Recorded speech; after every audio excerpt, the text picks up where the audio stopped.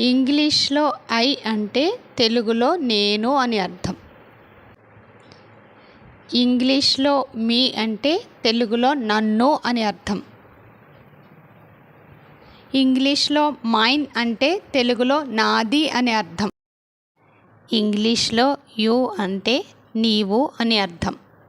ఇంగ్లీష్లో యువర్స్ అంటే తెలుగులో నీది అని అర్థం.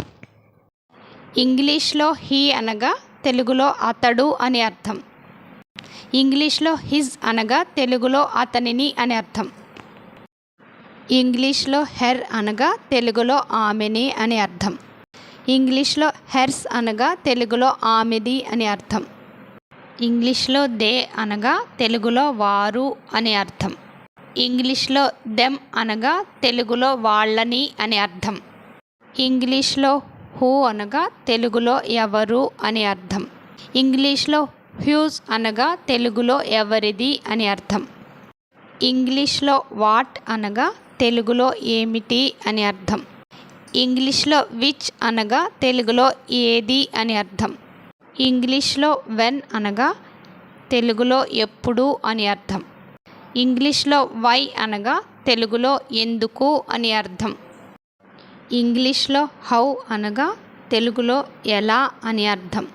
ఇంగ్లీష్లో దిస్ అనగా తెలుగులో ఇది అని అర్థం. ఇంగ్లీష్లో దట్ అనగా తెలుగులో అది అని అర్థం. ఇంగ్లీష్లో న్యూ అనగా తెలుగులో కొత్త అని అర్థం. ఇంగ్లీష్లో ఓల్డ్ అనగా తెలుగులో పాత అని అర్థం.